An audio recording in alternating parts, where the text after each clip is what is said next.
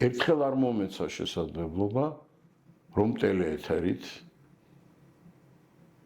მესაუბრა იმაზე, რაც არის რეალობა. საკითხავია რატო? იმიტომ რომ მე კი არა სამართლებრივი საფუძველის ძულთ, რაც დაანგრიეს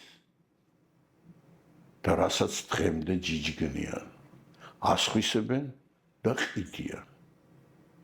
იქამდე გათავხედდნენ, რომ ეს ახალი თურქობა, რუსობა, არაბობა, არნახული და ყიზილბაშობა აქციეს სახელმწიფოს ნებად. მე რა მოხდა თუ ერთი ბრიყვი, რომელიც ფსიქიკურადაც არ არის დაალაგებული. კობახიძე და ივანიშვილი მყავს ხედულობაში. ეს ორი ფსიქიატრიული პაციენტია.